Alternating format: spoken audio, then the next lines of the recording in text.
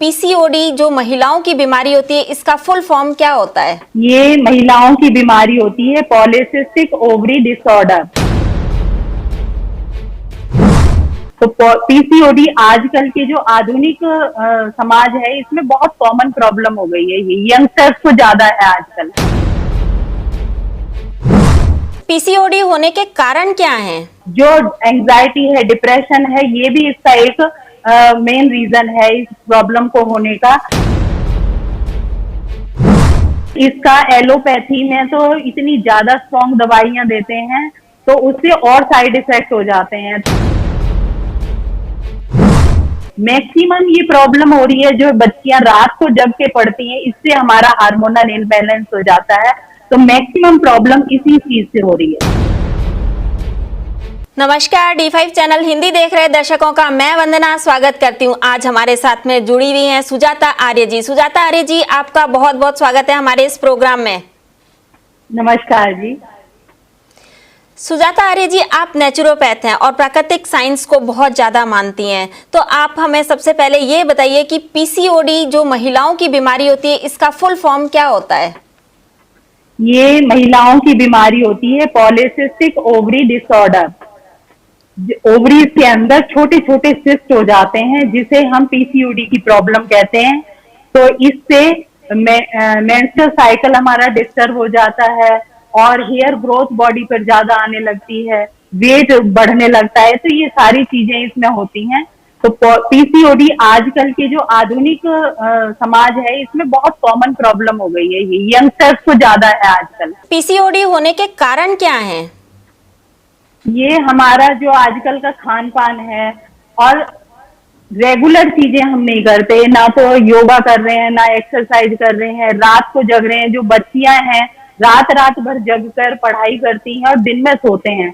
इससे क्या होता है, हमारा हार्मोनल इम्बैलेंस हो जाता है, जिससे कि ये प्रॉब्लम होती है। और गलत खान पान, फास्ट फूड जितना खा रहे हैं हम आजकल, और तनाव, जो एंजाइटी है, डिप्रेशन है, ये भी इसका एक मेन रीजन है इस प्रॉब्लम को होने का। और मेन है कि आधुनिक जो हमारी है खान पान है, फास्ट फूड है, बर्गर, पिज्जा, ये चीजें जो हम खा रहे हैं, इससे हमारे अंदर टॉक्सिन्स बढ़ते चले जाते हैं, जिससे हमारी ओवरीज में, यूट्रस में गर्मी हो जाती है, जिससे कि जैसे मुंह में छाले होते हैं, इसी तरह से ये ओवरीज में छाले टाइप हो जाते हैं।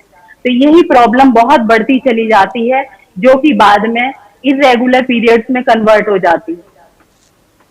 इससे और भी कोई बीमारी होती है? इससे इनफर्टिलिटी की प्रॉब्लम मेन होती है, वेट बढ़ता चला जाता है। इनफर्टिलिटी के लिए तो ये मेन रीजन होता है कि अगर फर्टिलिटी हमें करनी है, तो पहले हमें कंसीव करना है, तो पहले हमें ओवरीज को इससे पीसीओडी से ठीक करना होगा। जब पीसीओडी ठीक होगा तभी हम कंसीव कर पाएंगे। और वेट रिडक्शन तो करना ही पड़ेगा अगर आपको कंसीव करना है और पीसीओडी ठीक करना है। तो फर्टिलिटी पे और क्या असर पड़ता है? मतलब जो गर्भ धारण करते हैं उन पे क्या असर पड़ता है? कंसीव होगा ही नहीं अगर पीसीओडी आपका, पॉलीसिस्टिक ओवरीज है अगर आपकी, तो फर्टिलिटी होगी ही नहीं। अगर आपको कंसीव करना है तो पहले आपको पीसीओडी ठीक करनी पड़ेगी। तो अगर हम पीसीओडी है तो उससे कंसीव होगा ही नहीं।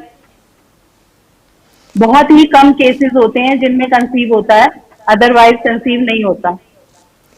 क्या योगा और नेचुरोपैथी में इसका कोई इलाज है? बिल्कुल, इसका एलोपैथी में तो इतनी ज्यादा स्ट्रॉन्ग दवाइयां देते हैं, तो उससे और साइड इफेक्ट हो जाते हैं। तो योग और नेचुरोपैथी से इसका 100% रिजल्ट है। आज तक जितने भी लोग हमारे पास आए हैं, हमने 100% रिजल्ट दिया है। और ज्यादातर आजकल तो 10-12 साल की बच्चियों को पीसीओडी प्रॉब्लम हो रही है। तो हम लोग योग और नेचुरोपैथी से डिटॉक्स करते हैं बॉडी को, और योग करवाते हैं, मेडिटेशन करवाते हैं, जिससे कि रिलैक्सेशन होता है माइंड का, और टॉक्सिन्स रिमूव करते हैं नेचुरोपैथी के द्वारा। स्टीम है, मसाज है, मड पैक है, हर्बल जूस है, पूरा आपका लाइफस्टाइल हम चेंज करते हैं। आपको सुबह से लेकर, जगने से लेकर रात को सोने तक क्या खाना है, कैसे रहना है, कितना प्राणायाम करना है, कितना आपने नेचुरोपैथी से डिटॉक्स करना है, तो ये सारा रूटीन हम बनाकर देते हैं। और अगर कोई इंसान इस चीज को पूरी तरह से ठीक करना चाहता है तो मैं आपको लास्ट में बताऊंगी कि आप ये चीजें करके घर में भी आप ठीक कर सकते हैं इस पीसीओडी की प्रॉब्लम को। लेकिन मेहनत लगती है, आपको एक टाइम टेबल सेट करना पड़ेगा। मैक्सिमम ये प्रॉब्लम हो रही है जो बच्चियां रात को जग के पढ़ती हैं, इससे हमारा हार्मोनल इम्बैलेंस हो जाता है। तो मैक्सिमम प्रॉब्लम इसी चीज से हो रही है। अगर पीसीओडी हो जाता है तो क्या करना चाहिए? पीसीओडी के लिए सबसे पहले तो हम बताते हैं कपालभाति प्राणायाम। कपालभाति प्राणायाम हमारे हार्मोन्स को कंट्रोल में करता है। तो अगर कोई जो जो बच्चियां, जो लेडीज इस प्रोग्राम को देख रही हैं, अगर वो साथ साथ करती हैं कपालभाति प्राणायाम, सभी जानते हैं, रामदेव जी भी कराते हैं, सांस बाहर पेट अंदर। तो जब हम कपालभाति प्राणायाम करते हैं तो ये हमारे हार्मोन्स को कंट्रोल में रखता है और जो हमारी पॉलीसिस्टिक ओवरीज हैं वो ठीक होना स्टार्ट हो जाती हैं। आपका ये पॉलीसिस्टिक डिसऑर्डर ठीक हो जाता है। खाने पीने में किन चीजों की सावधानी रखनी चाहिए? क्या खाना पीना खाने चाहिए और पीने- क्या नहीं खाना पीना चाहिए? खाने पीने में सबसे ज्यादा जरूरी है, एक तो मैंने आपको बताया कपालभाति प्राणायाम करेंगे, अगर हो भी गया है तो खाली कपालभाति प्राणायाम 20 मिनट करिए डेली, सुबह खाली पेट। और पेट साफ करने का ध्यान रखिए कि कॉन्स्टिपेशन नहीं होना चाहिए, आपका पेट डेली क्लियर होना चाहिए। और खाने पीने में अगर मैं आपको एक चीज बताती हूँ कि आप खाली स्प्राउट्स लीजिए, मूंग, मोठ, मूंगफली और चना, चारों चीजें रात को पानी में डिप कर दीजिए, सुबह उसे पानी में से निकाल दीजिए, नेक्स्ट डे उनमें अंकुर निकल आएगा। तो जो अंकुर होता है, विटामिन B12 होता है इसके अंदर भरपूर मात्रा में, तो ये हमारी पॉलीसिस्टिक ओवरीज को ठीक करता है और ये कंसीविंग में भी हेल्प करता है। जो बच्चियां मैरिड हैं, जो बहनें मैरिड हैं, तो उन लोगों को अगर कंसीव करना है, और पॉलीसिस्टिक ओवरी कई बार होता है कि बहुत छोटी होती हैं, तो उसके साथ भी हम कंसीव कर सकते हैं। तो अगर ऐसा है तो आप प्राणायाम करिए और स्प्राउट्स लीजिए, मूंग, मोठ, मूंगफली और चना, ये चारों चीजों का अगर अंकुर लेते हैं, अंकुर उसमें लंबा निकलना चाहिए।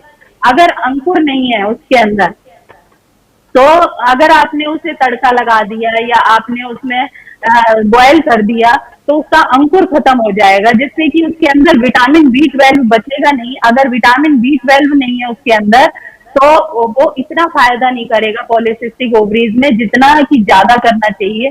तो हमें कोशिश करनी है कि कच्चा अंकुर लेना है। जो अंकुर के अंदर विटामिन B12 होता है वो कच्चे अंकुर के अंदर है।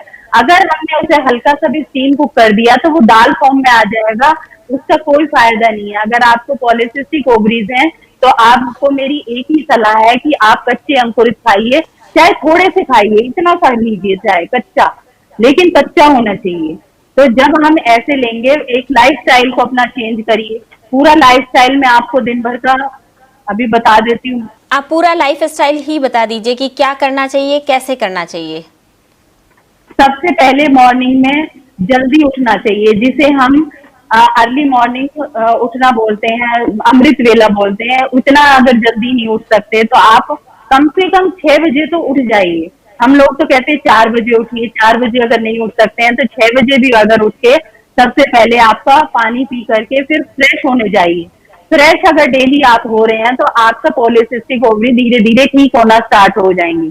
तो सबसे पहले आपको पेट खराब होना शुरू हो जाता है। जब पेट खराब होता है तो गर्मी होती है, उससे ओवरीज में ये सिस्ट टाइप हो जाता है। तो हमें इसका सबसे पहले तो ये ध्यान रखना है कि हमारा पेट क्लियर हो गया। पेट क्लियर होने के बाद हमें प्राणायाम करना है, कम से कम 20 मिनट कपालभाति प्राणायाम और 10 मिनट अनुलोम विलोम प्राणायाम। तो ये आपने कर लिया तो उसके बाद आप लाइट ब्रेकफास्ट करिए, जूस लीजिए, स्प्राउट्स लीजिए। तो ऐसी चीजें लेंगे तो उससे क्या है, हमारे जो अंदर ओवरी मुंह के छाले की टाइप होती है वो अंदर से गर्मी खत्म हो जाएगी, वो ठीक होना स्टार्ट हो जाएगा। जब वो ठीक हो जाए मतलब मेल्ट होना स्टार्ट हो जाएगा, फिर आप लंच का टाइम आता है जैसे, तो लंच टाइम में आप रोटी, सब्जी, सलाद, दही, ये सारी चीजें ले सकते हैं। सलाद हमारे खाने में 80% होना चाहिए। तो जितना हम कच्चा खाएंगे, अगर हम रॉ फूड ज्यादा लेते हैं तो हमें हमारे अंदर ये प्रॉब्लम होगी ही नहीं। और अगर जिन लोगों को हो गई है वो लोग आज से ही शुरू कर दीजिए कपालभाति प्राणायाम करना और कच्चा खाना। 80% आप अपने खाने में कच्ची फ्रूट, सब्जियां, सलाद, ये चीजें शामिल करिए। 20% ही केवल हमें पका लेना है। उसमें आप सब्जी ले सकते हैं, चोकर वाले आटे की रोटी ले सकते हैं, थोड़ी सी दलिया या खिचड़ी ले सकते हैं। तो ऐसी चीजें केवल 20% आपने लेनी है। फिर 4 बजे स्नैक्स टाइम जब होता है तो आजकल मैंगो बहुत अच्छा आ रहा है। मैंगो पॉलीसिस्टिक ओवरीज के लिए बहुत अच्छा होता है। लेडीज मैक्सिमम वेट गेन ना कर जाए इसलिए मैंगोज को छोड़ देते हैं। तो इसमें आयरन भरपूर मात्रा में होता है। तो 4 बजे के करीब आप 1 गिलास दूध और आप 2 मैंगो ले लीजिए। डिनर टाइम हमने लाइट लेना है और 7 बजे तक आप डिनर कर लीजिए। अगर हमने 4 बजे स्नैक्स लिया है तो 7 बजे तक हमें डिनर कर लेना है, जिसमें कि आप घिया टमाटर का सूप ले सकते हैं, खाली टमाटर का सूप ले सकते हैं, कुछ दालों का सूप ले सकते हैं और सैलेड ले सकते हैं। या ज्यादा भूख है तो आप पपीता वगैरह, फ्रूट्स वगैरह भी ले सकते हैं। तो हमें कोशिश करनी है कि रॉ फूड ज्यादा लेना है, एक माइंड को रिलैक्स रखना है। हम लोग यही सोचते हैं कि माइंड की रिलैक्सेशन ये जरूरी कैसे है, लेकिन हमारे डाइजेशन के लिए बहुत जरूरी है। जब हमारा माइंड रिलैक्स होगा तभी हमारा डाइजेशन प्रॉपर होगा। तो जितना आप माइंड को रिलैक्स रखेंगे आपके रेड ब्लड सेल बढ़ते चले जाएंगे, चेहरे पर चमक आ जाएगी, पॉलीसिस्टिक ओवरीज आपकी ठीक हो जाएंगी। कंसीव भी अगर करना चाहते हैं तो उसके लिए भी आप अपने टाइम टेबल को बदलिए। मैं तो लेडीज को ये कहना चाहती हूँ कि मेहनत करिए, अपने शरीर को 1 घंटा आपने देना ही देना है। अगर आपने 1 घंटा नहीं दिया तो आप कभी स्वस्थ नहीं रह सकते लाइफ में। तो ऐसे आलसी लोगों का तो हम लोग बोलते हैं कि ऐसे आलसी लोगों की दुनिया को जरूरत नहीं है। तो मेहनत करनी सीखनी है हमें।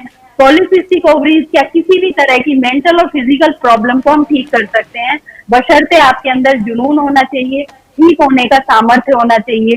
तो आप लोग अगर ठीक होना चाहते हैं, योग और नेचुरोपैथी की शरण में आइए।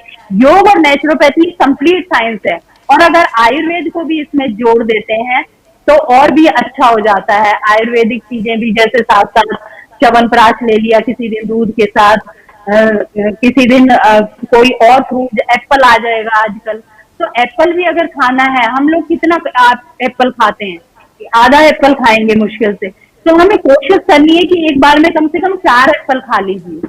तो हम लोग कच्चा जितना खाएंगे उतना आप यंग फील करते रहेंगे, आपके अंदर लिक्विड्स बने रहेंगे।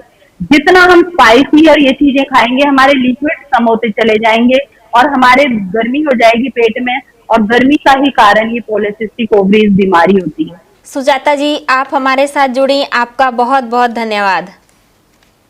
धन्यवाद जी, बहुत बहुत नमस्कार। अगले एपिसोड में आपसे फिर मुलाकात होगी, तब तक के लिए नमस्कार।